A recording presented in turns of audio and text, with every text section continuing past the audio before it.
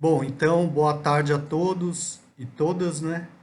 E hoje, mais um encontro aqui do NAFTA, a gente vai conversar sobre um conto do Théophile Gautier chamado Onúfrios, ou Os Fantásticos Vexames de um Admirador de Hoffmann.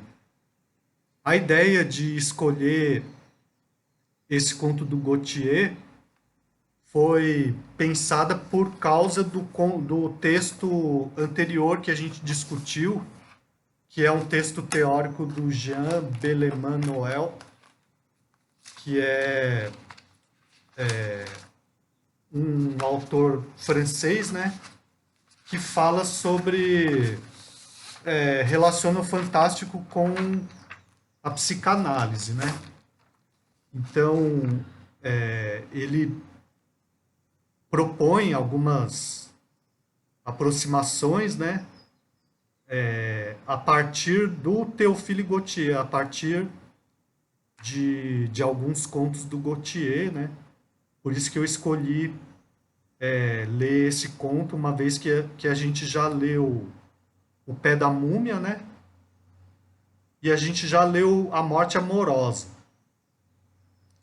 Então, eu quero perguntar para vocês, né? O que vocês conseguem relacionar, né? Daquilo que a gente discutiu sobre o Beleman Noel com esse conto atual, esse Onúfrios que a gente combinou para hoje. Alguém quer falar alguma coisa? Ou vocês vieram meio que para só para ouvir? Porque se for isso, Eu vim para ouvir, não consegui ler. a Daisy, você conseguiu?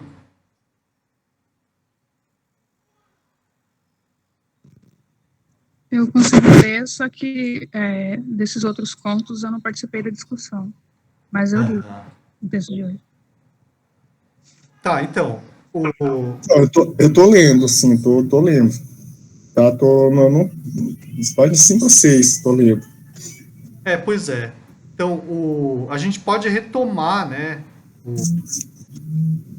A gente pode retomar o Beleman Noel, né? Algumas ideias, só para refrescar a memória e daí talvez, né, dê para relacionar mais, né? O, bom, uma primeira coisa que a gente pode pensar, por exemplo, é a respeito desse narrador, né? Uma coisa que chamou a atenção para mim, né? Como que é esse narrador? De que maneira esse narrador ele se relaciona com o tom do conto, né?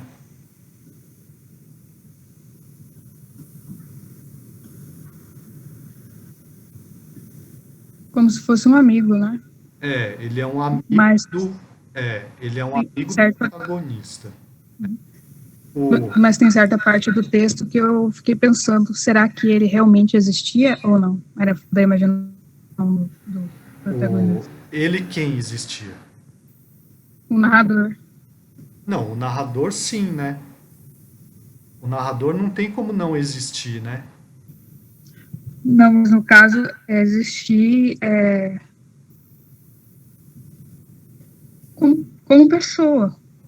Porque poderia ser um narrador falando que é amigo, mas não existir fisicamente lá como amigo dele.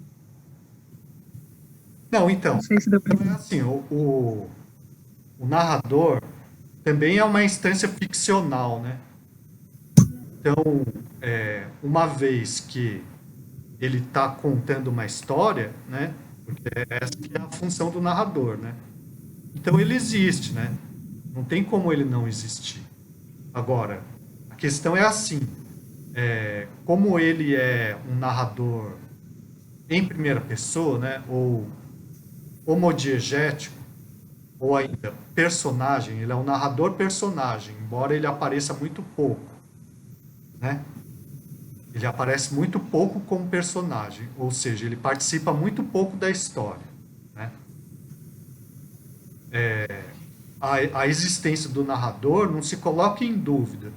O que pode ser colocado em dúvida é a veracidade da história que ele conta, certo? E isso fica claro no final, né? No final da história, ele brinca, né? Ele fala assim, ó, não será, caro leitor, este fim comum demais para uma história extraordinária? Levem-na ou deixem-na. Eu preferiria cortar a garganta a mentir uma única sílaba que fosse, né? Então, é como se ele fizesse um comentário meio irônico, né? Ou eu acho que é o próprio Beleman-Noel que fala assim, que o narrador é como se ele desse uma piscada para o leitor, né? Certo? Tem a lista dos considerados loucos também, né? Isso. Tem um sem motivo aparente, né? Por causa desconhecida. Que seria ele, o protagonista. Seria o quê? Seria o protagonista. Isso. Seria o próprio Onúfrios, né? Então, esse tom meio cômico, né? Meio humorístico, né? Do conto, eu acho que tem tudo a ver com o narrador, né? Porque se o narrador sofresse, né? Se ele vivesse o conflito, né? Se ele estivesse diretamente relacionado com o conflito, que é o caso do protagonista, né? Então talvez fosse mais difícil criar esse efeito cômico, né? Porque o narrador, no caso, ele é um narrador testemunha, né? Ele é um narrador que não participa diretamente do conflito, né? Ele observa, né? E por esse motivo, ele pode manter uma distância afetiva maior do conflito. E isso facilita a criação do efeito cômico. Certo? Até porque nos últimos, não últimos momentos, mas quando o cara enlouqueceu de verdade, ficou doente, né? Não se pôs presente. Não, daí que ele aparece, né?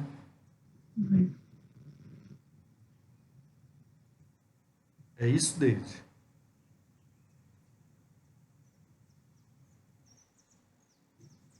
O escritor é o próprio narrador? O Plínio está perguntando.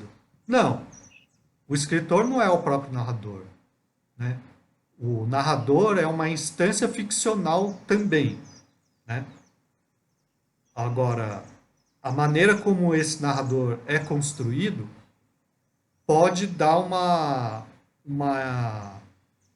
impressão maior de proximidade com a realidade, né? Certo? Não, mas é que assim, né, a maioria dos contos, especialmente esses contos que quando você falou, quando você volta para psicanálise, inclusive muito aproveitados, né, para fazer isso dentro da psicanálise. Assim, claro, é uma loucura minha, vou compartilhar com vocês, mas eu vejo assim, o escritor se põe dentro daquela cena e faz um imaginário tipo dele mesmo, num momento, um sublime devaneio, como dizia uma amiga minha espanhola, né, aquele momento psicodélico dele, e aí ele desenvolver toda a narrativa. Por exemplo, quando a desde que a gente me conhece, a desde também, assim, quando eu falo que eu gostaria de escrever uns contos muito loucos, de certa maneira, meio bobos, assim, meio bem, às vezes nem infantil no sentido assim, de umas certas loucuras inocentes, vamos dizer assim. Eu sinto vontade de escrever, daí eu vejo assim, que eles se colocam dentro do contexto da narrativa, Sim, próprio autor, o próprio é. escritor. Não, sim, é verdade.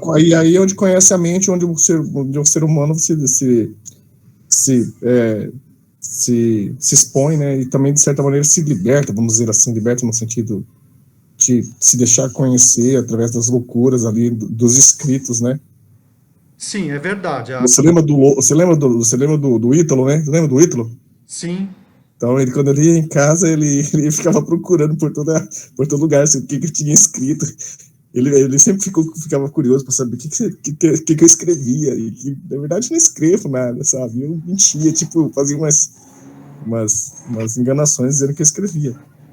não, então, ó, a gente pode pensar da seguinte forma. É claro que qualquer obra artística tem muito do autor, né? Da pessoa que criou a obra, né?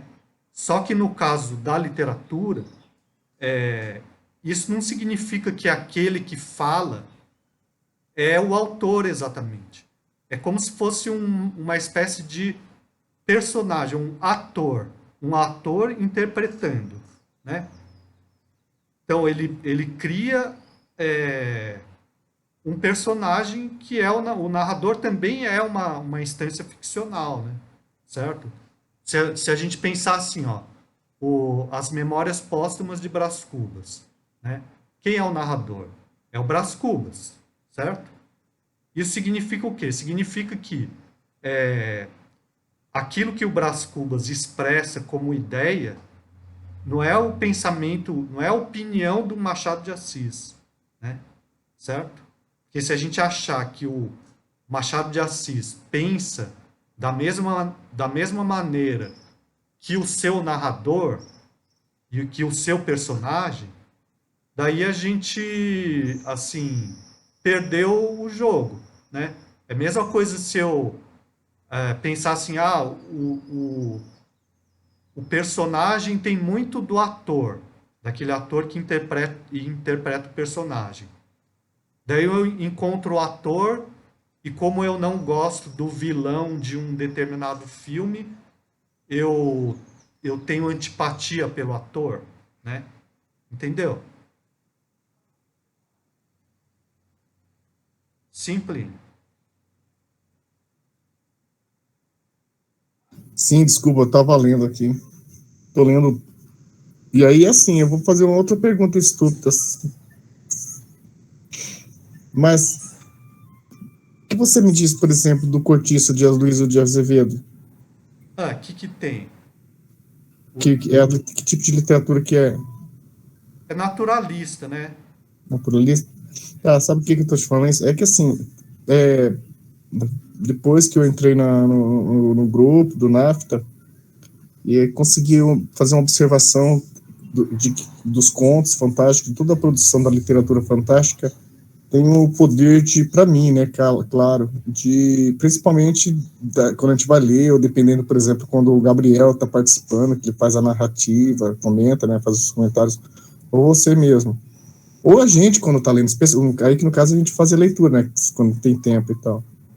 Mas é incrível, assim, a literatura fantástica ela tem um certo, não vou nem falar a palavra poder, mas eu vou falar que tem uma certa, consegue atrair a gente para desenvolver o imaginário do desenrolar da história. Por exemplo, eu comecei a ler, já imaginei tudo aquela, né? Aham. Bom, a gente pode comentar um pouco do enredo do conto, né? E daí tentar relacionar com alguma outra coisa que tenha sido discutida, né? A história, basicamente, né? Trata do que viveu esse protagonista chamado Onúfrios, né? Que é um pintor, né?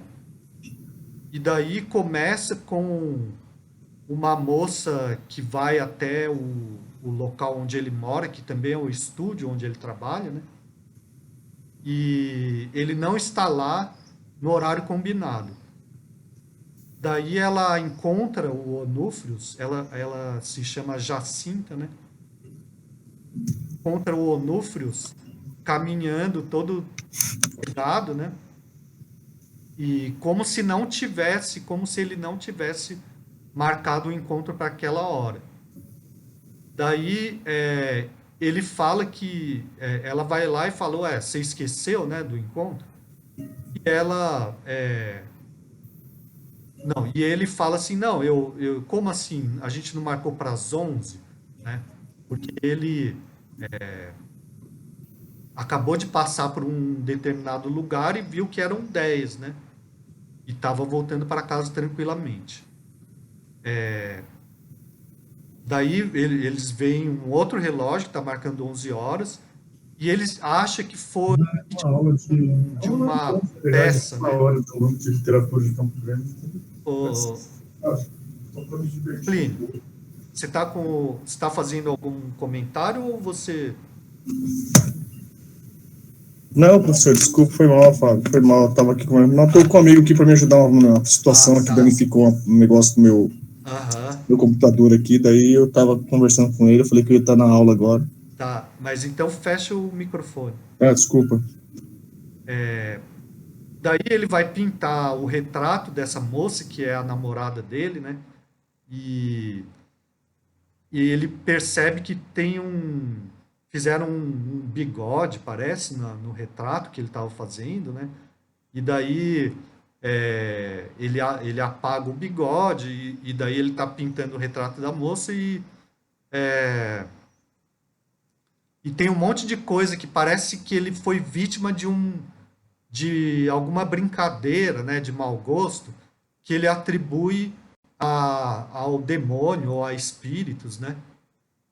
E um monte de coisa, as tintas estão ressecadas, coisas do tipo, né?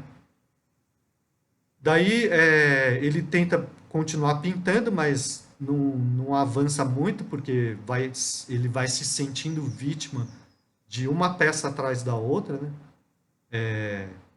Sendo que a maneira como a coisa é contada pode muito bem ser coisa da cabeça dele, né? Daí ele marca um encontro com a moça para o dia seguinte, né? E daí no dia seguinte também ele tá indo lá de cavalo e fica preso no trânsito, vamos dizer assim, né? Numa estrada que é estreita, entre duas carroças. Chega lá super atrasado, a moça não está mais lá, né? Daí ele joga uma partida de damas com o dono da casa e ele acha que tem uma mão com um anel de rubi mexendo as peças dele, né? E também atribui a algum espírito ou demônio, né? Daí ele vai voltar para a casa dele, ele chega em casa completamente esgotado, cansado, né? Ele dorme, tem um sonho e nesse sonho ele acha que está sendo enterrado, né? Vivo, né? E daí tem toda a descrição do enterro dele e tal, né? E depois ele é desenterrado por um médico para que o corpo dele seja dissecado, né? E daí o espírito dele se liberta do corpo e começa a vagar por aí. Daí quando ele começa a vagar por aí, ele vê o quadro que ele pintou da moça, né? Que ele tem um determinado momento antes de ele ir para o encontro que ele termina o quadro. Só que ele acha que o quadro fica parecendo uma amiga da Jacinta e não a própria Jacinta. E essa amiga seria uma pessoa de quem a Jacinta teria ciúmes, né? Daí ele vê esse quadro sendo exposto, extremamente sendo admirado num determinado museu, que acho que é o Louvre, né? E só que quando ele vai ver, a assinatura não é a dele, é de um amigo dele, né? Depois ele vê uma peça sendo representada, uma peça que ele escreveu, sendo representada e extremamente aplaudida. Daí ele percebe que a peça também está sendo atribuída a esse amigo dele que está no camarote com a namorada, né, com a Jacinta. E a Jacinta beijando esse amigo no camarote, né? E ele fica possesso, né? E o espírito dele sai vagando por aí até que encontra um sujeito numa casa, e esse sujeito é um caçador de duendes, alguma coisa assim. E esse sujeito captura o espírito dele, daí ele acorda, né? E se depara com esse amigo que é o narrador, né? Ele continua tendo um monte de alucinações, né? Que podem ser fenômenos sobrenaturais também, né? Pela maneira como são descritos, né? Só que são descritos sempre com bom humor, né? De uma forma mais ridícula do que realmente dramática, né? E daí ele enlouquece, né? E ele vai para uma festa também, né? E nessa festa, uma determinada mulher pede para ele recitar uns versos que ele teria escrito para ela. E quando ele vai recitar os versos, tem um sujeito que está usando um anel de rubi vermelho, né? E esse sujeito ele identifica com o diabo, né?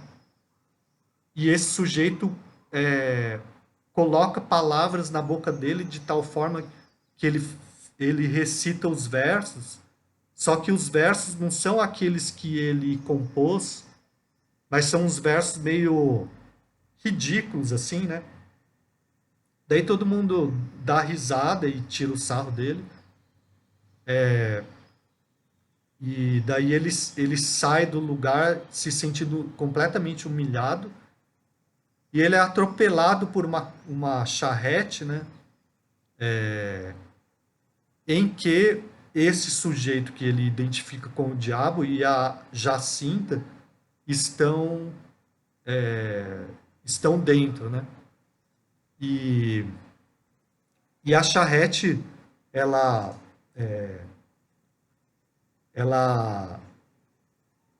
atravessa o corpo dele, né? E daí ele adoece e tal e morre, né? Daí tem aquela estatística lá de pessoas que enlouqueceram, né? Que a Deise mencionou, e a conclusão do narrador, que é essa conclusão meio irônica aí, né? Então, basicamente a história é essa, né? Não sei se a Deise quer acrescentar alguma coisa que ela lembre. Eu quero falar que eu achei interessante, porque certos personagens não tinham nome, mas sim asteriscos no lugar. Aham. E eu fiquei pensando, além dessa versão, que pode ser que ele tenha saído e realmente acontecido algumas coisas, e outras tenha sido coisa da mente dele, tanto por depressão e solidão, né? Porque ele vive fechado praticamente, sem muito acesso ao mundo. Convivendo também com as pinturas, com as artes que ele faz, com a poesia. Aham. Então é uma coisa bem solitária, no tanto que tem uma parte que ganha vida, né? Os quadros dele, que deixa eles conversarem pela casa, porque não tem outro modo. Aham. E quando ele é convidado para essa festa também, a senhora também não tem nome, e no mesmo lugar que ele vai lá para ver a que seria a namorada dele, né, assim, Sim. também o senhor não tem nome. Então, outra possibilidade seria pensar que nada disso aconteceu, seria mera coisa da cabeça dele, ele estaria imaginando em casa, sozinho, até ele adoecer e falecer. Então, essa aqui é a ambiguidade, né? Ou, né, ele saindo, realmente existe a Jacinta, mas que nem essa parte Como fala que atravessou ele? Aquela. Que a carroça que ele foi atropelado. Atravessou ele. Aí já seria uma parte de. Como fala quando você imagina? Esquizofrenia, né? Também pode ser uma coisa da imaginação Aham, sim. que não está acontecendo. Ou até aquela parte do que falam que o Bentinho, aconteceu com o Bentinho, né? Há versões do que ele imaginou que a Capitu teria traído ele. Nessa aí seria que ele teria imaginado que existia um cara que estaria com a Jacinta e que o sonho dele, do amigo, ter tomado todas as artes, que é o que mais importa também para ele. Então tudo teria sido tirado dele, não teria um sentido, assim, para ele viver. Aham. Seria, na minha vista, seria mais depressão, solidão e talvez esquizofrenia. Sim, é um Não sei tipo de se. loucura, né? Que ele tem, né? Ou, ou o narrador inventou tudo, né? Porque também várias partes ele sai e ele se perde em detalhes, então ele voa na imaginação. E ele acaba indo para casa no outro dia, horas depois. Então tem uma brecha muito grande de tempo em que ele não sabe o que ele estava fazendo. Sim. Então achei interessante não citarem o nome dos personagens. Fiquei pensando por quê. Porque não existem, pensei bastante nisso. Então, mas é tudo ficção, né? Só que dentro dessa ficção pode ter algo ilusório na cabeça do personagem, né?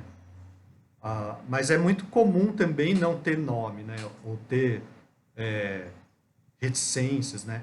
Como se dissesse assim, a ideia é não, Não dá importância? não, a ideia é não revelar a intimidade das pessoas, alguma coisa assim, né? Ou criar mais ambiguidade mesmo, né? E também pensei que tem uma outra versão, que esse cara do anel de rubi poderia ser um outro lado dele, porque estava presente em várias ocasiões que ele estava sozinho, tanto que ele estava na festa, e quando ele foi recitar, é como se pegasse as palavras dele e não deixasse os outros ouvirem. Então, é como se ele Desse. tivesse travado. Eu não entendi o que você falou. O outro, o que dele? O outro eu, é como se ele fosse Ah, sim. uma pessoa com dupla personalidade. Isso, o Porque duplo. em várias ocasiões, que esse outro personagem, Janel de Rubi, aparece, ele está sozinho, e quando ele vai declamar as poesias dele, ele trava, não consegue declamar por causa desse cara. Aham. Então pode ser uma parte dele que travou também, uma coisa Sim. nele que Aham. esteja acontecendo. Então, jogando dama, né? Porque ele procurou uma outra pessoa, mudou para ver se era sombra, e a mão continuou ali. Certo. Então não teria de onde sair, né? Que nem as coisas que aconteciam nas artes, tipo o bigode no retrato na Jacinta, e as coisas que aconteciam, que os tropeços que ele dava, que culpa dele mesmo que acabava acontecendo algum erro na arte, que ele tentava arrumar uma outra solução. Então poderia ser isso. Sim. Aham. Que é O o vilão duplo. seria ele mesmo. Sim, é o duplo, né? Desculpa, não entendi. Duplo. Ué. É, Aham, é. Então, que é um tema bastante frequente na literatura fantástica, né? sim. Aham. Fiquei bem feliz de ler esse texto, porque ele é bem complexo e eu gosto de ficar vendo as versões aí que podem ocorrer. Aham. Ele tem uma característica parecida com os contos que são mencionados, né? Tem A Noite de São Silvestre, né? Do Hoffmann. As Aventuras da Noite de São Silvestre, do Hoffmann. É o subtítulo do conto, né? Onúferos, ou os fantásticos vexames de um admirador de Hoffmann, né? Então, e também o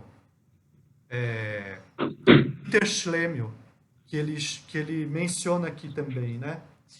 Quase no... Ele menciona bastante autores, né? E bastante, como fala? Bastante livros, autorias, assim. Ele faz várias referências, né? E que é uma das coisas que o Jean Bellamy-Noël falou, né? Que é uma das características do fantástico, né? Espera aí, eu estou tentando mostrar no meu esquema do encontro passado esse efeito de citação aqui, né?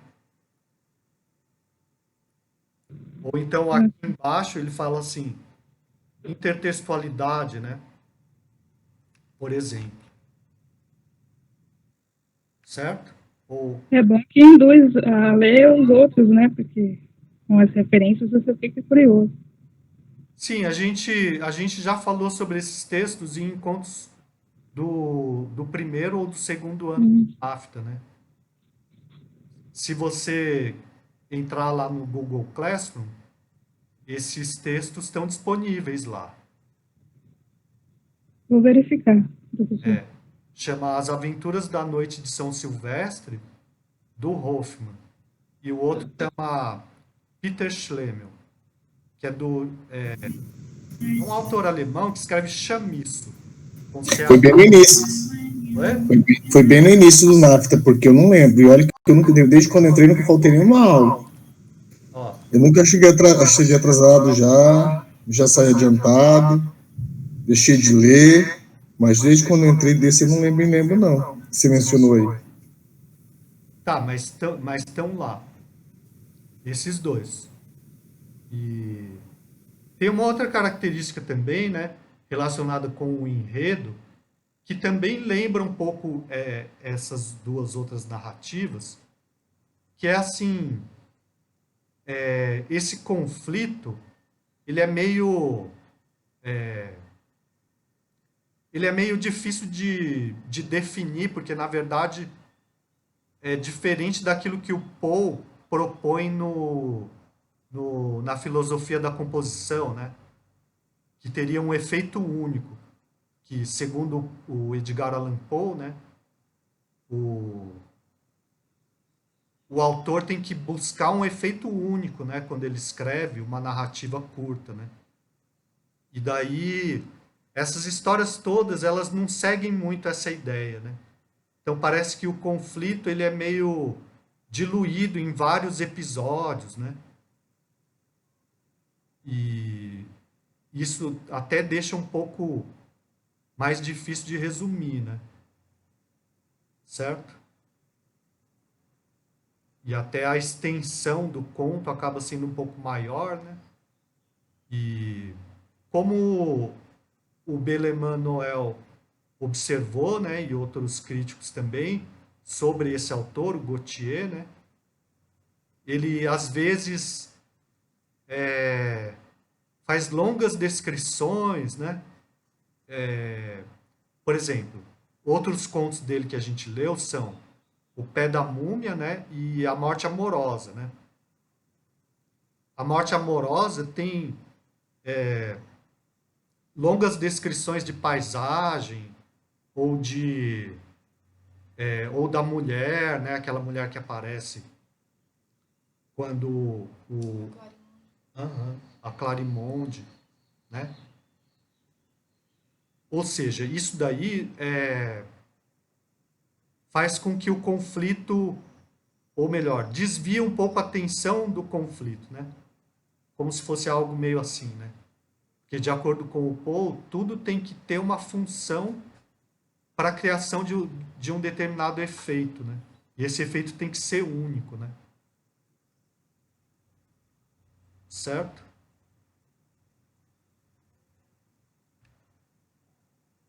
O, Bom, o que mais que a gente pode observar nesse conto?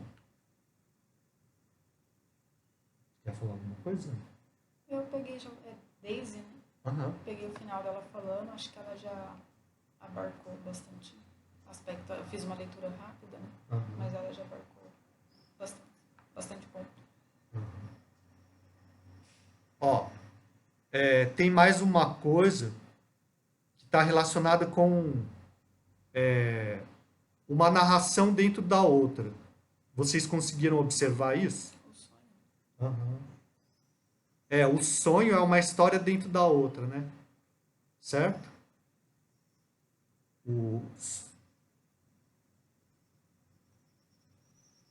Que tem a ver com isso aqui, ó, efeito de espelho. Narrativa menor semelhante à narrativa maior.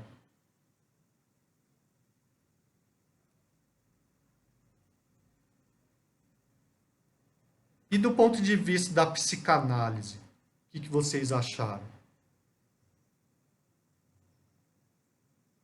Porque os outros contos, tanto o Pé da Múmia quanto a Morte Amorosa, né, o protagonista tem uma espécie de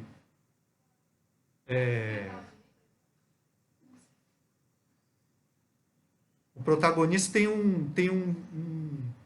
uma relação, né, com uma mulher que é de uma outra dimensão, né, ou de um outro nível de realidade, né. E então o Beleman-Noel faz a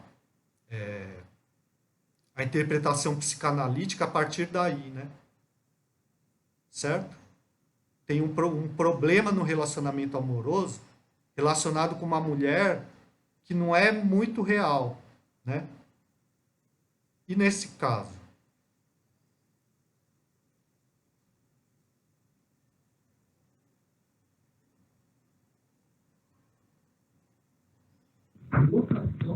Nesse caso, meio estranho, porque o único momento que ele encontra ela de verdade é na casa dele, perto da casa dele para sair, perto da igreja. Aham. E nos outros lugares, ele vê de longe, que nem na carroça que atravessa, ele vê de longe, e atravessa ele. Aham. Então, não dá para saber se ela existe realmente ou não. Ou é só mais uma das ideias da cabeça dele, né? Que nem outras pinturas que ele fez e em certo momento ganham vida.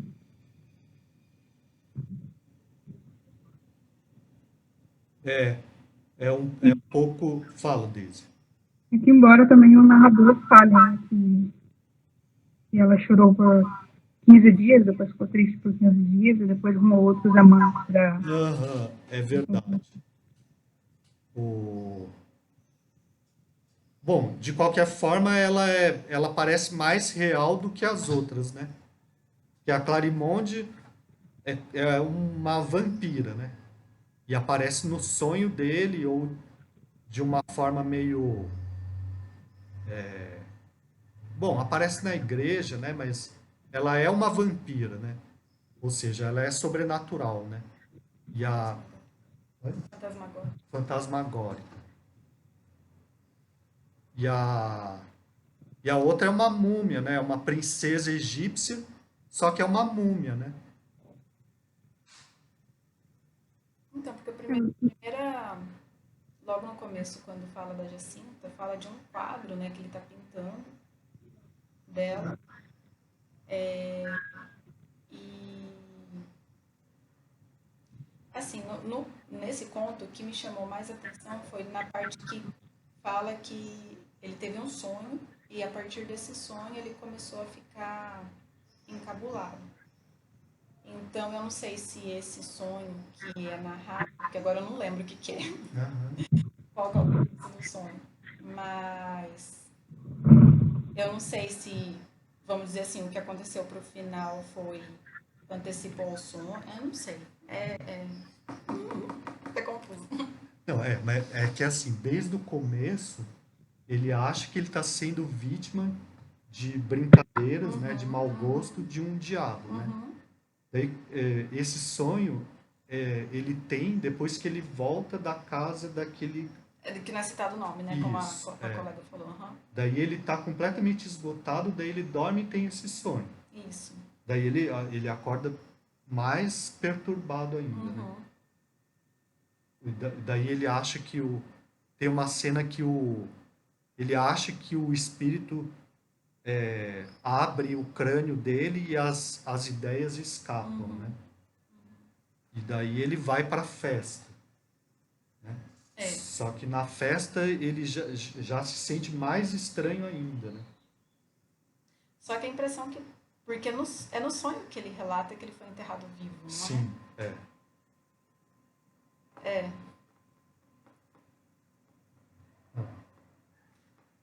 Se... Não sei se talvez é uma possibilidade, vamos dizer assim, né?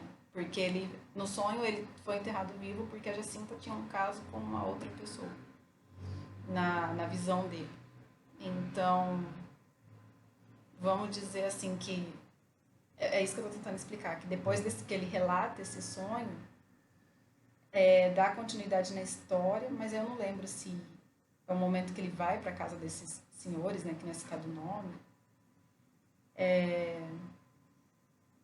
se tudo isso, na verdade, antecedeu algo que ele achou que, na verdade, fosse um sonho, talvez não era, não sei, uma dúvida, né? Ele sonhou, não sonhou, foi real. É como se repetisse, né? A situação. É como se repetisse a situação, porque ele ficou doente antes de enterrarem ele vivo. Aí acontece ele ficar doente também. É verdade. E fica com várias pessoas em volta. E a Jacinta chorando. Sim. A personagem da tia dela que aparece só no início, que ela cita, né? E depois. Mas não vejo mais participação depois da tia dela. Seria meio regrada. Seria meio o quê? Regrada no início, porque ela falou que a tia dela, ela não poderia, né, protagonista, porque a tia dela não ia gostar de saber que ela estava indo sozinha visitar ele. Eu lembro disso. E quando elas foram na casa do senhor lá também jantar, eu acho, se não fosse um rapaz, no caso ele, para voltar com elas no caminho, ao anoitecer, elas iam embora mais cedo, as duas. Mas ele acaba se atrasando. Só que depois aí a Jacinta já tem vários amantes ali no final, né? Então, por isso que eu tenho essa suspeita de que há essa possibilidade de terem enterrado ele. Não sei. Sim. De que no final das contas acontece aquilo que ele sonhou, é isso?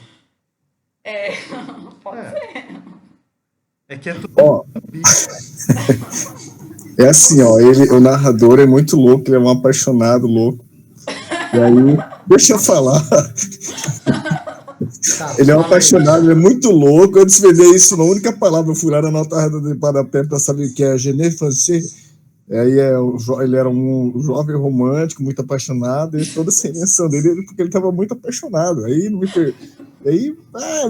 começo a ler esse conto e eu escrevo 3 em cima dele. Santo pai. Ô Plínio, eu acho que você está chutando, né?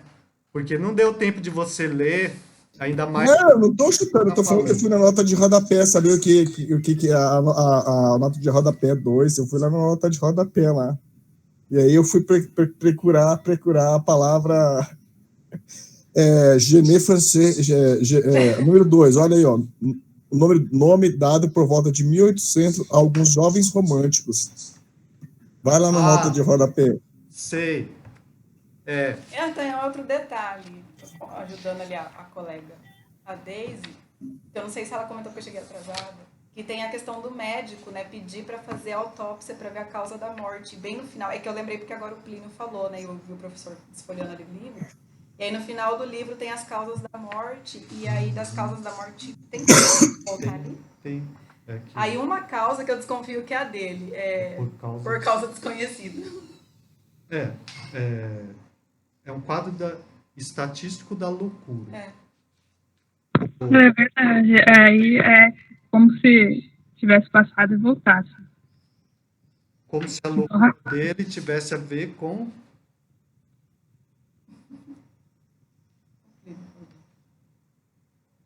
eu acho que alguém está escrevendo aí. a Jeune France.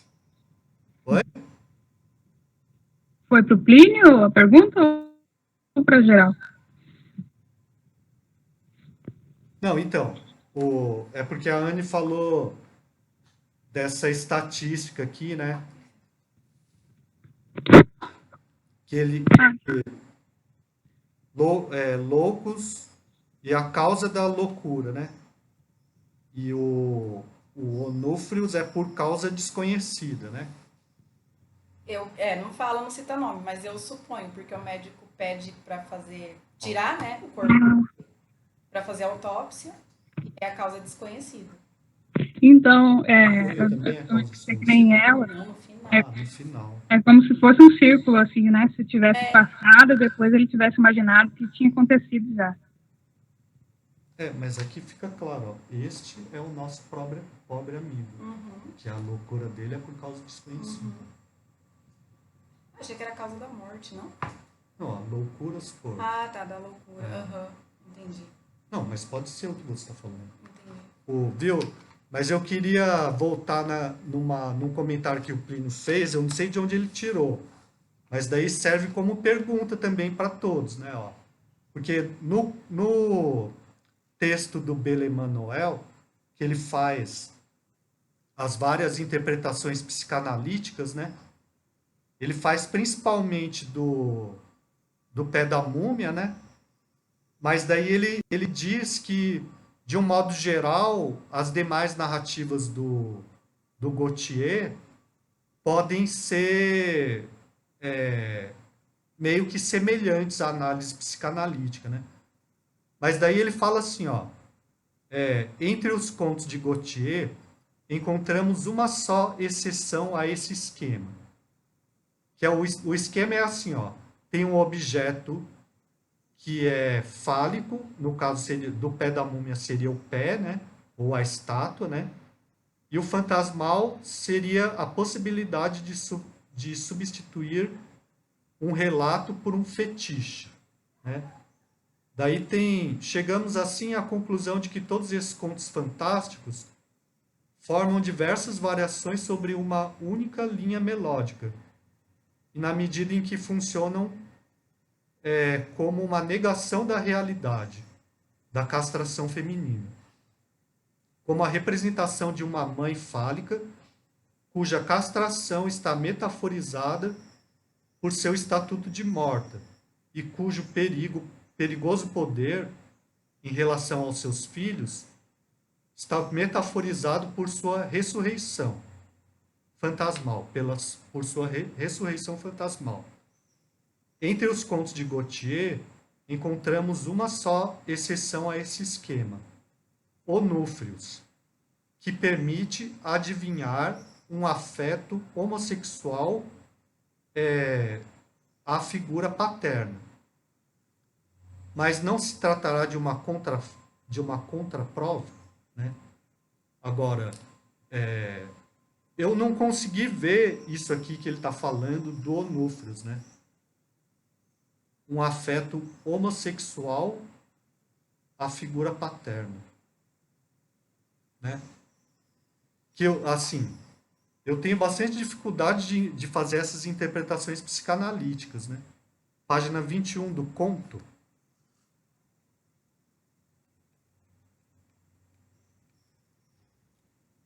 Qual é o trecho, Plínio?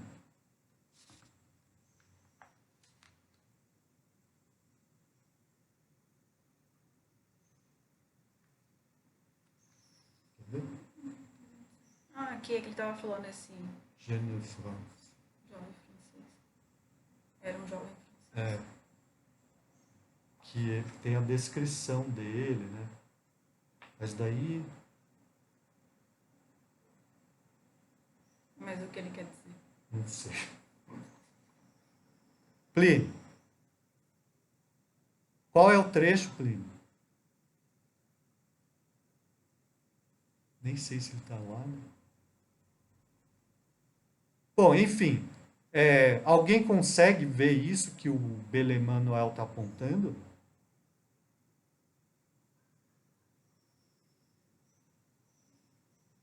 Porque assim, eu percebo que é diferente, né? O, a relação que ele tem com a mulher, né? E a própria mulher, ela é descrita de uma maneira diferente, né?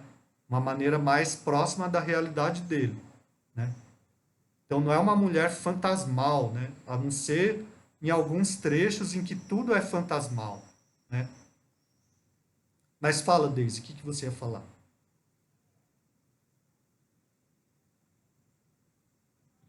Que eu não entendi sobre o que seria a pergunta. Não, é que no texto que comentou anteriormente, o Belemanuel faz uma análise psicanalítica dos contos, né? Que tem a ver com essa relação amorosa com uma entidade meio sobrenatural, né? E daí ele fala assim, que todos os contos seguem o mesmo esquema. Os contos que ele estava mencionando antes, né? Que é o Pé da Múmia, a Morte Amorosa e outros que a gente não leu. Acho que um outro chama A Cafeteira e tal, né? Mas o Onúfrios foge a esse esquema, né? Porque, segundo ele, tem uma... permite adivinhar um afeto homossexual com relação à figura paterna. Mas daí ele fala, mas isso não seria uma exceção que confirma a regra? Como se fosse assim.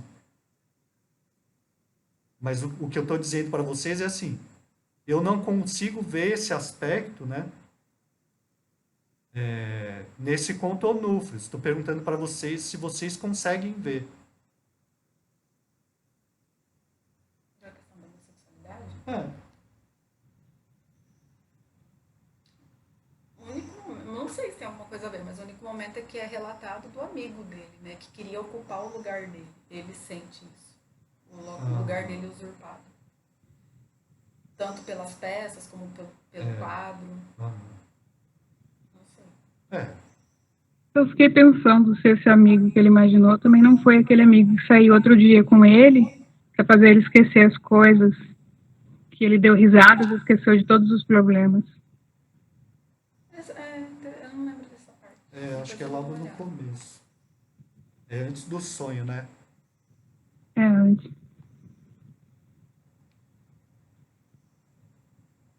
Agora, sobre o comportamento, só sobre a maneira de se vestir, de agir, de andar, que era diferente, né, que ele mesmo descrevia, que ele até gostava de ser diferente dos outros, porque, embora ele tivesse poucos amigos, os amigos que gostavam dele como ele era. Aham. Mas foi isso. Não vejo muito que lembre a família ou ligação de superar alguém assim, não. Só de ser mais fechado perante a sociedade. Sim. Por ele não gostar como a sociedade é, e saber que a sociedade julga muito, e ele fazer questão de que a sociedade saiba que ele é diferente. Sim. Enfim, a análise, o que o Belemanuel faz é uma análise que eu acho difícil de acompanhar, né? Talvez porque esses conceitos da psicanálise a gente não domine muito, né? Pelo menos o modo de se vestir, ele falava que não era muito largado também, né? Assim, resumindo. Mas que nem o Plínio tinha falado, ele tinha um certo porte, porque ele se achava de ano, não lembro o nome que falou, mas como se fosse um francês, digamos, puro, assim, né, que tem porte, que tem uma, como eu posso falar, que tem um padrão a seguir, assim, não da sociedade, mas que tem o próprio padrão de altura a ser seguido, como se fosse uma coisa superior, assim. Então, eu posso ler esse trecho aqui. Assim feito, Onúfrios não podia deixar de ter o ar bastante singular, mas a sua bizarrice natural era aumentada ainda mais pelos trajos e pelo penteado. Os cabelos separados na testa como cabelos de mulher desciam simetricamente ao longo das têmporas, até os ombros, sem nenhum frisado, achatados e ilustrados à moda gótica, como se vêem nos Anjos de Giotto e de Cimabue, que eu não sei quem é esse pintor. Uma ampla samarra de cor escura caía em pregas rígidas e retas em torno do seu corpo delgado e franzino, de uma maneira totalmente dantesca. É verdade que não costumava sair com essa vestimenta. Não que lhe faltasse vontade, mas ousadia. Pois não preciso dizer-lhes, Onúfrios era um Jeune France e romântico inveterado, né? Que foi esse Jeune France aqui, que o Plínio falou que tem a nota. Na hora O ponto é o que seguinte, ele é um louco, ele é um apaixonado, ele é sozinho, ele tem as demências dele, ele tem carência, é solitário, tem amor próprio às vezes, na maioria das vezes não, sofre de chamado bullying, ele ama ela, porém não tem coragem de se declarar, e é essa loucura toda aí, o conto. Aham. Ele é aqueles seres humanos realmente muito estranhos, assim, muito estranho, mas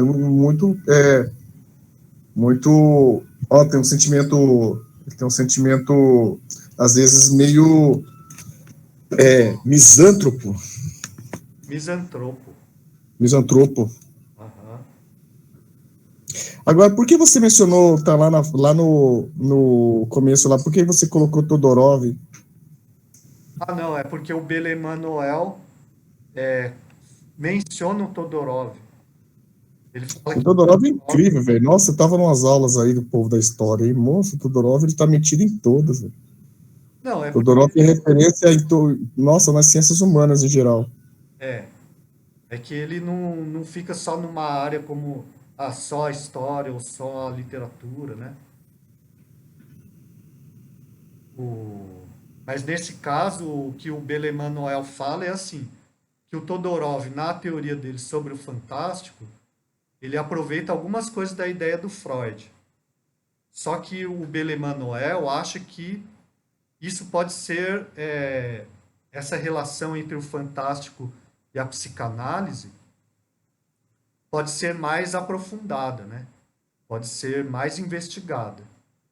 E daí ele se propõe a fazer isso, mesmo que seja rapidamente, né? A partir dos contos do Gautier. Assim que começa, né? Por isso que eu coloquei ali no começo do fichamento Todorov, Freud e Gautier.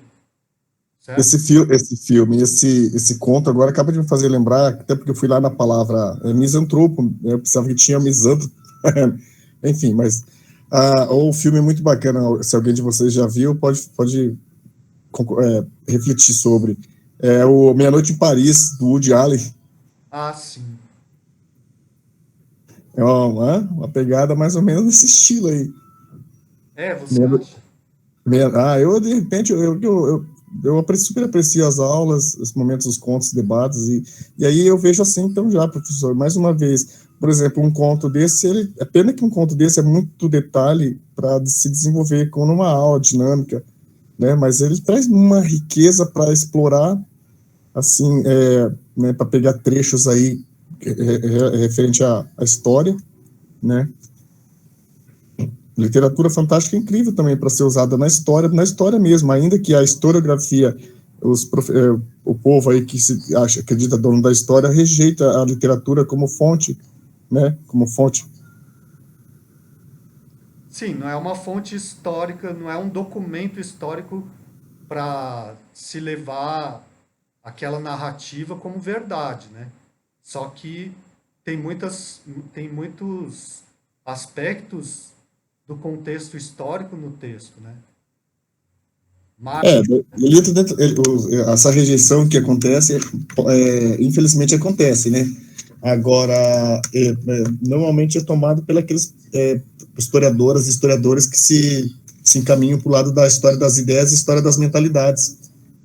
Daí eles conseguem aproximar esses textos, esses contos da literatura fantástica, nesse sentido. sim. Nesse sentido também os teóricos da literatura fantástica fazem, né? Quer dizer, em que contexto que esse texto foi produzido, né? E que tipo de ideia que ele expressa, né? Certo? Então, no caso aqui, né? É o romantismo, né? Ainda é o romantismo, né? E daí está uma transição para o realismo, né? Agora, por exemplo, o Maupassant, que é do Orla, já é mais o realismo, né?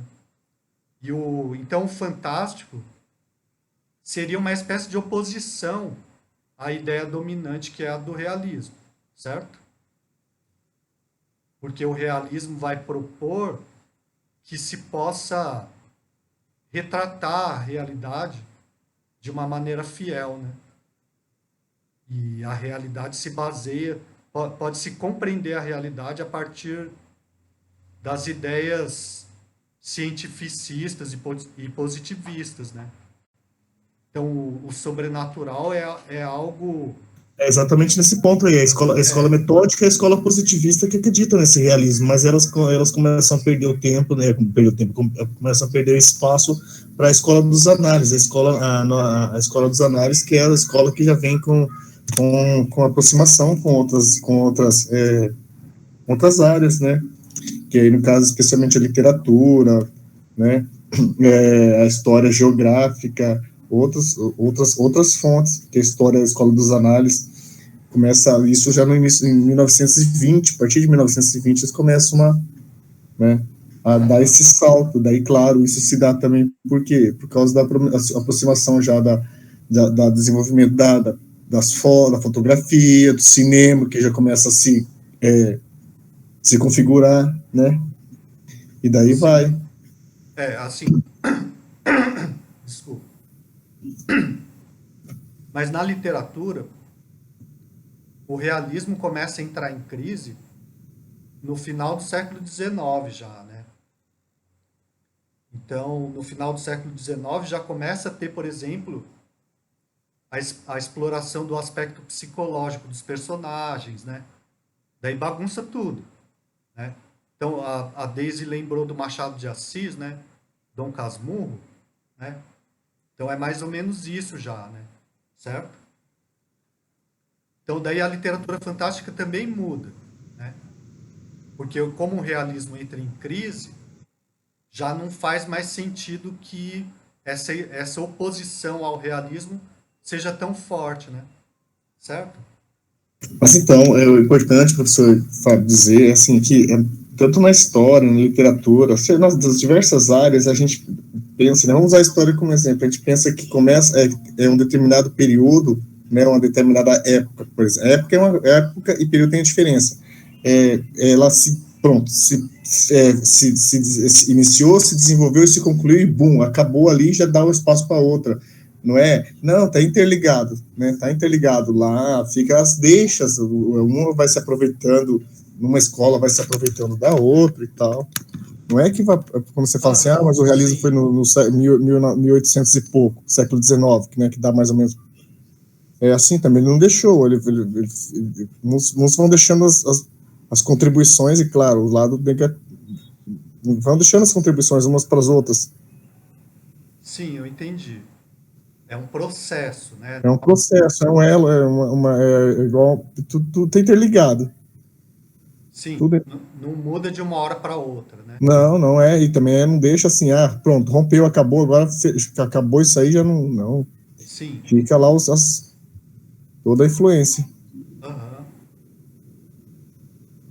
Bom, mas voltando um pouco daquela questão da psicanálise, na análise desse conto, né? Tem um pouco a ver, acho que com isso que o Plínio falou aí, né? Por exemplo, tem um trecho aqui um pouco antes na descrição do Onúfrios, né? Que fala assim, quando começa a descrição, né? Antes de prosseguir, algumas palavras sobre Onúfrios. Era um jovem de 20 a 22 anos, embora à primeira vista se afigurasse mais velho. Distinguia-se nele, através de seus traços pálidos e cansados, alguma coisa de infantil e de pouco determinado, algumas formas de transição da adolescência para a virilidade. Assim, o alto da cabeça era grave e refletido como uma fronte de ancião, ao passo que a boca era quase enegrecida em seus cantos por uma sombra azulada, e um sorriso jovem errava nos lábios de uma cor rosada tão viva que contrastava estranhamente com a palidez da face e do restante da fisionomia, né?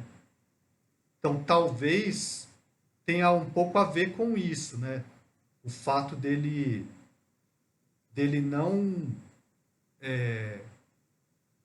não passar de forma clara dessa transição da adolescência para a virilidade, né?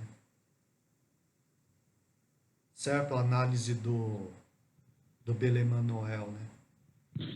Eu lembrei de uma coisa que não tem nada a ver com isso, quando eu puder falar. É de uma passagem que eu lembro que você tinha perguntado se teria alguma ligação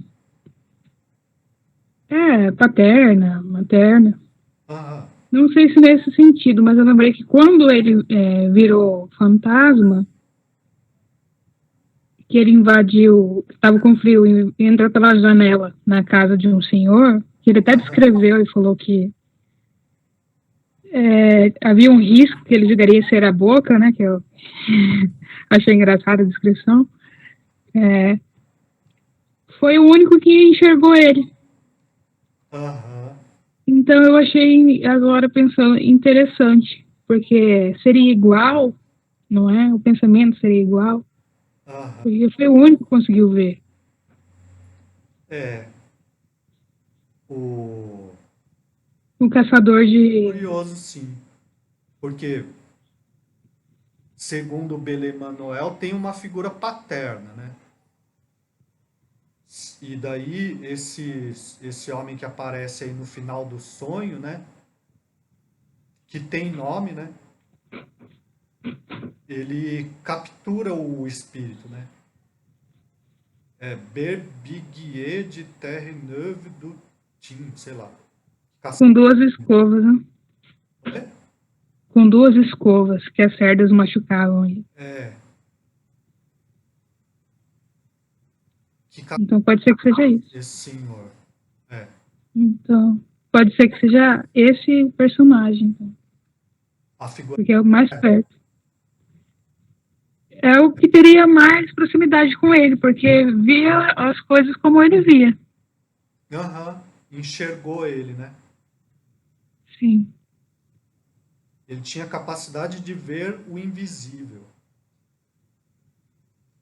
E tem o próprio diabo que prega as peças nele, né?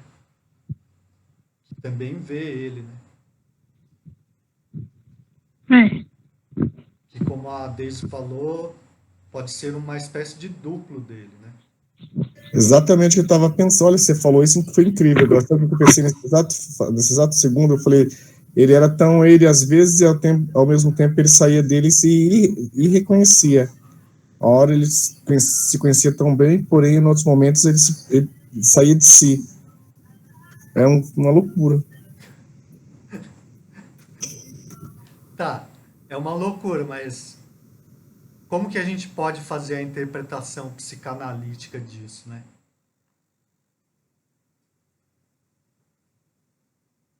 Ué, por que você não convidou o Marcelo Bueno? Bom, mas ele tá sempre convidado porque ele vê as postagens, né, que eu... Vou mandar uma mensagem pra ele, vou enlouquecer, cadê? Não, é que a ideia era assim, Vou zoar com ele. a partir desses textos, né, ir desenvolvendo essa relação entre o fantástico e a psicanálise, né? Acho que no caso do protagonista ser muito sozinho, ele acabava inventando muitas coisas para ocupar essa solidão dele. Então, coisas que ele imaginava acabavam até por se tornar verdade no mundo que ele vivia, né? Que era um mundo paralelo. Aham. Então, acho que a solidão mesmo Ele só faz realiza isso. nesse mundo paralelo, né? É. Aham. Pra mim seria isso. Tudo que faltava para ele, ele encontrava nisso, né? Nas pinturas, nas poesias, eram de onde surgiam as companhias dele. Tudo tinha uma explicação plausível, mesmo que ele mesmo tenha inventado. Aham. É isso. Falando. Não, complementando também o que a Daisy falou, voltando para o relato do sonho dele, porque dá muita ênfase assim de ele não conseguir se comunicar. Ele sabe, ele vê tudo que está se passando à volta dele, né? Só que ele não consegue se mexer e ele não consegue falar até o momento que ele é enterrado vivo. Então, é uma expressão ali bem da angústia dele, né? De não conseguir transmitir, né, uma mensagem para as pessoas, de ter essa... de conseguir se comunicar mesmo, né? Como ele, tal como ele é, né? Na sua singularidade, vamos falar assim. Foi indo para... eu pensando, né, indo para esse lado da psicanálise, né? Se a gente for entender o sonho como uma manifestação daquilo que a gente vivencia e tenta, no momento que a gente dorme, a nossa mente tenta entender, né? Tenta correlacionar, Expressar, né? né? Isso.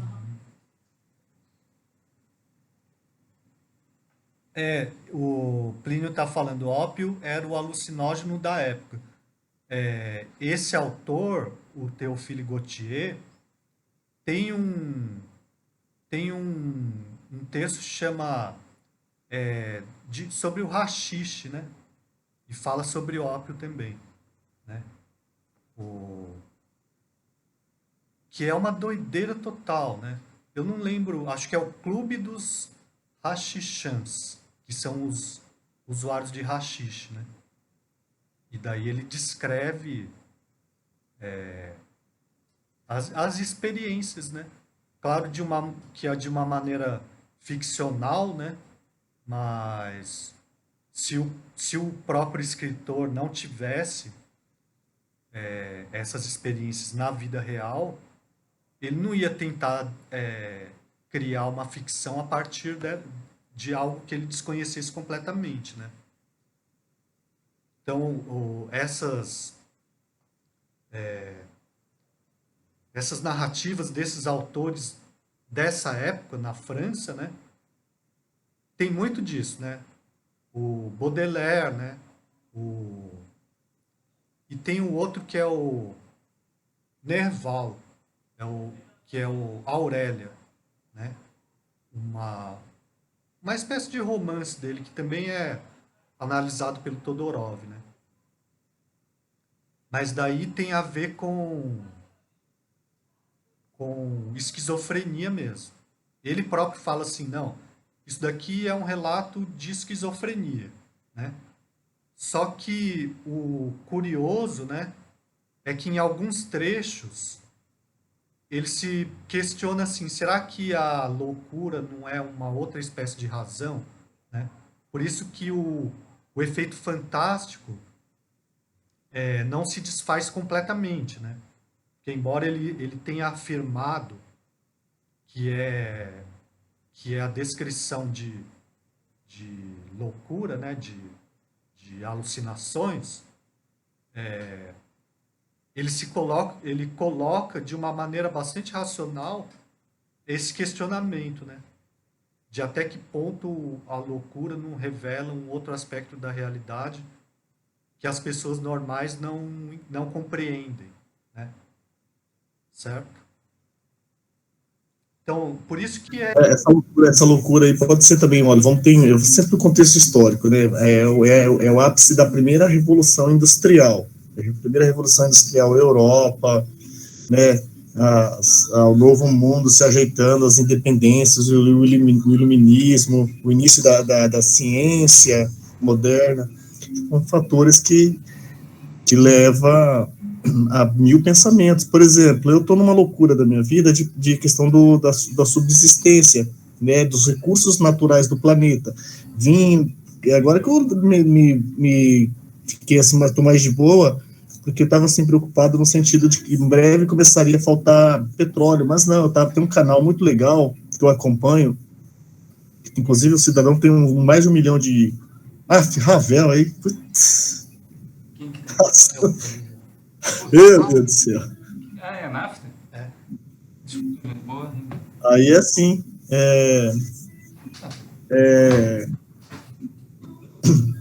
assim, vai ter muito petróleo ainda. Tem muito petróleo a ser explorado, a ser consumido. Então, vamos tocar o bonde aí, sabe? Mas a gente entra nos momentos, assim, das estupidezes, nossa, do cotidiano da humanidade, né? Do consumismo, do que está acontecendo na natureza. Aí eu já começo a apelar para aquelas minhas ideias que eu venho já desenvolvendo há 6 anos, que é a ciência oculta. Acabei de receber um e-mail, inclusive, da Sociedade Brasileira de Obiose, para participar, né? Daí vem esses conhecimentos dessa área que, inclusive, foi vários professores na UEMS falaram que eu não devia estudar a área da fenomenologia. Quem que é esse cidadão? Sai daí, feioso. Hein, Plínio, mas essa questão aí da energia, da crise de energia, é uma coisa bastante grave, né, e própria da nossa época, né? Então, mesmo que tenha mais petróleo do que a gente imaginava, isso não significa que essa crise esteja resolvida, né? Vamos imaginar um ponto. Peraí, deixa eu falar. Inclusive, a gente leu, né, como que era acho que é Cyberpunk, como que chamava? São umas narrativas que tratam de um futuro possível, né, em que essas questões estariam todas resolvidas, de crise do meio ambiente, né? Mas essas narrativas são fantásticas, né? Ou de uma espécie de ficção científica, né? E você não se lembra disso aí, Plínio? Você participou. Vida em Marte. A Nesca caiu. Ei, Plínio, você não lembra?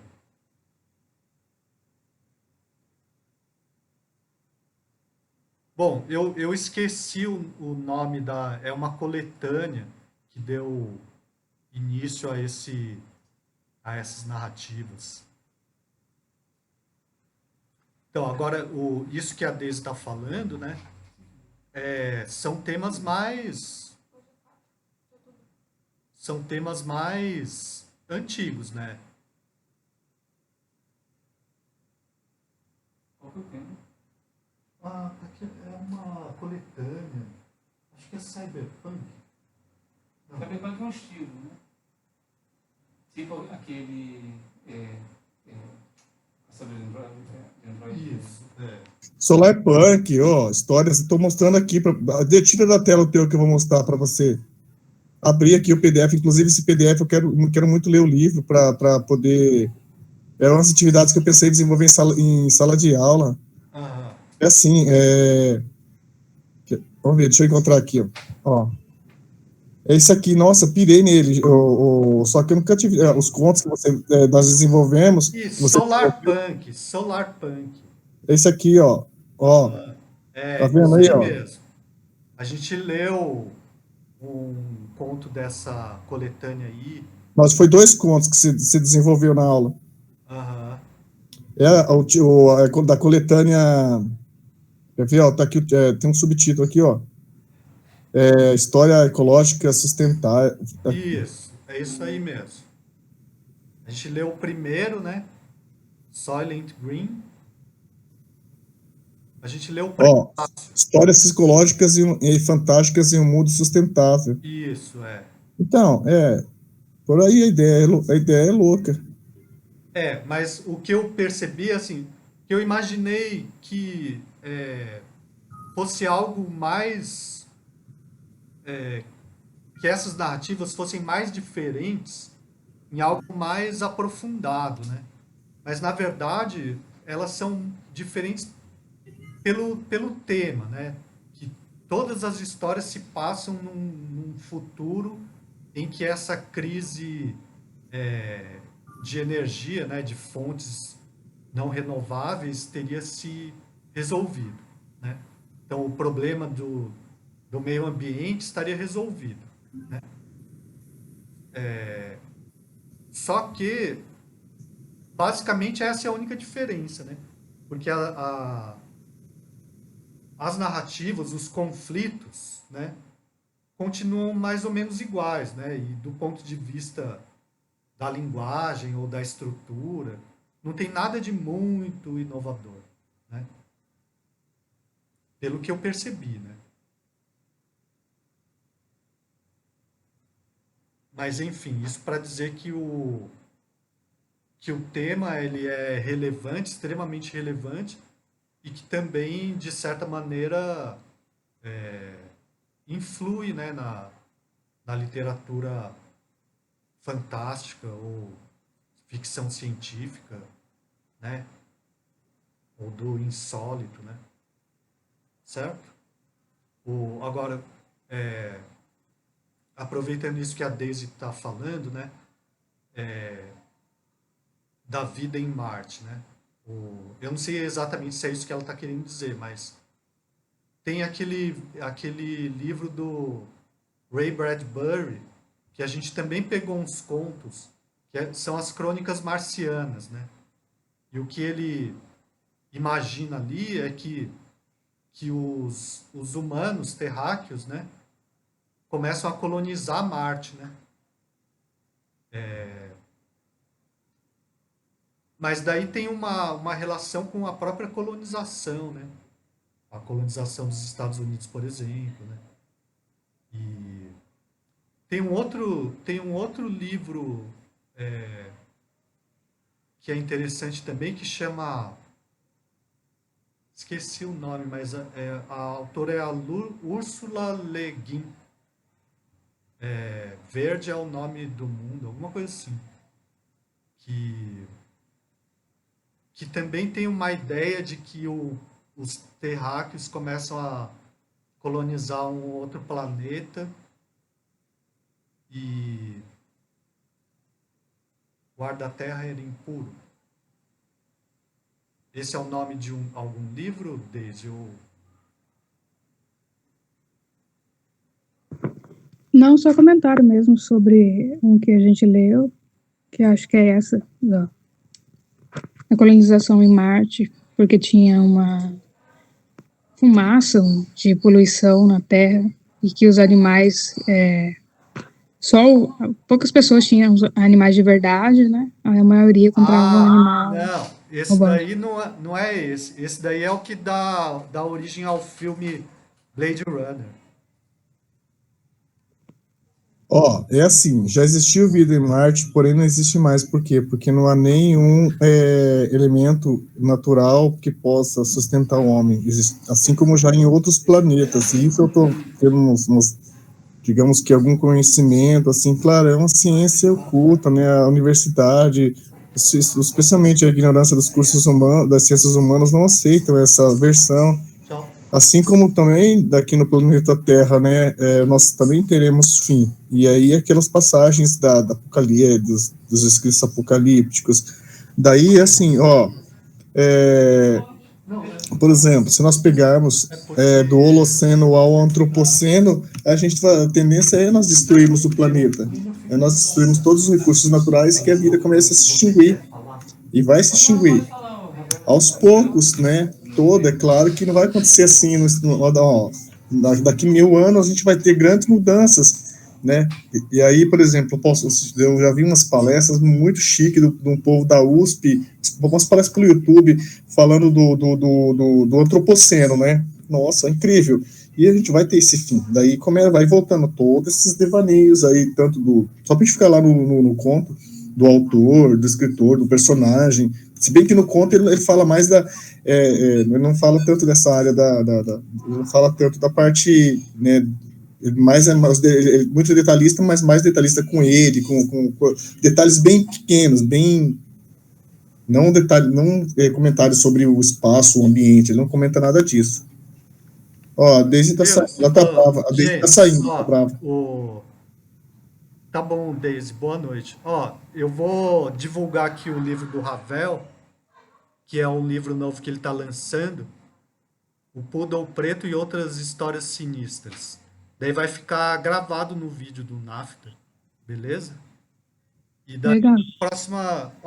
o próximo encontro vai ter que ser só no início de novembro, por causa do outro projeto. Então fica para o dia 1º de novembro. Eu pensei num conto chamado As Tardes de Sábado, de um autor italiano chamado Antonio Tabucchi. Daí eu compartilho lá, tá bom? Tá bom, professor. Então, obrigado pela participação, uma boa noite e até a próxima. Beleza, pode parar de gravar então. Tchau. Boa noite. Tchau, Daisy. Tchau, tchau. Boa noite.